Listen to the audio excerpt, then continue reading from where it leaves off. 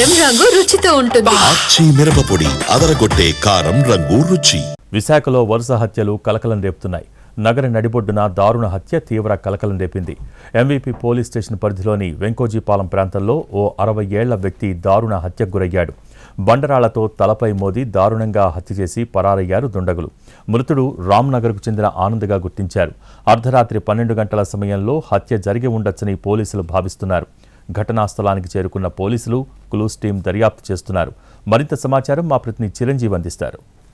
విశాఖలోని MVP police station పరిధిలో దారుణం చోటు చేసుకుంది. ఒక వ్యక్తి దారుణ హత్యకు గురయ్యాడు. ప్రస్తుతం వెంకోజీపాలెం హత్య జరిగినటువంటి సంఘటన స్థలం వద్ద ఉన్నాం. అయితే చనిపోయిన వ్యక్తి ఇక్కడ దొరికినటువంటి ఆధార్ కార్డు ఆధారంగా రామ్నగర్కు చెందినటువంటి ఆనంద్గా గుర్తించడం జరిగింది. అయితే దీని మీద ప్రస్తుతం పోలీసులు కేసు నమోదు చేసి దర్యాప్తు చేస్తున్నారు. దీనికి సంబంధించి ప్రస్తుతం మనతో సిఐ మురళి గారు ఉన్నారు. ఆయనతో మాట్లాడే ప్రయత్నం చేద్దాం. సార్, ఎన్ని గంటలు సార్ ఇది మనకి విషయం తెలిసింది? అసలు ఏం జరిగింది హత్యకు సంబంధించి?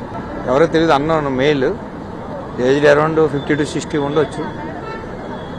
గుర్తు తెలియని వ్యక్తి ఉన్నారని తెలియగానే మనం వచ్చిన తర్వాత అది కొద్దిగా ఇట్ సీమ్స్ టు బి మర్డర్లా అనిపించింది. ఎవరైనా వివరాలు తెలియాల్సి ఉంది, ఎందుకు జరిగిందని తెలియాల్సి ఉంది, ఎవరు చేశారని తెలియాల్సి ఉంది. ప్రాథమిక సమాచారం ప్రకారం ఇది అక్కడ జరిగినటువంటి ఆధార్ కార్డు ప్రకారం రామ్నగర్ చెందిన ఆనంద్గా గుర్తించారు. వాళ్ళ కుటుంబ సభ్యులకి ఎవరికైనా సమాచారం ఇవ్వడం జరిగింది. అంటే మనకి ఏదైనా దొరికిన విషయాన్ని పూర్తి కన్ఫర్మ్ చేయకుండా చెప్పలేము, బట్ ఆ వివరాలు కూడా వెరిఫై చేస్తున్నాం. ఈ వివరాలు దొరికిన వివరాలు ఈ వ్యక్తి ఒకరా కాదని చెప్పేసి కూడా వెరిఫై చేస్తున్నాం. అంటే ఎంతమంది చనిపోయారు తెలియదు, ఆ విషయాలు తెలియదు. అవి ఎందుకంటే చనిపోయిన వ్యక్తి తప్ప మనకి వేరే ఆధారాలు ఏం లేవు.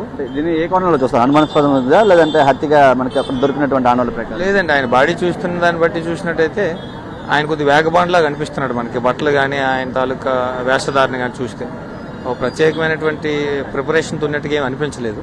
బట్ ఫ్యామిలీ మెంబర్స్ మనం కనుక్కున్నప్పుడు మనకి ఇతను వివరాలు తీస్తే దాన్ని బట్టి మనం కొలిక్కి రావచ్చు. Thank you. ఇది ప్రస్తుతం అయితే ప్రాథమిక సమాచారం ప్రకారం ప్రస్తుతం అర్ధరాత్రి 11-12 గంటల సమయంలో ఈ హత్య జరిగినట్టు తెలిసింది. కొంతమంది దుండగులు గొడవపడి తలతో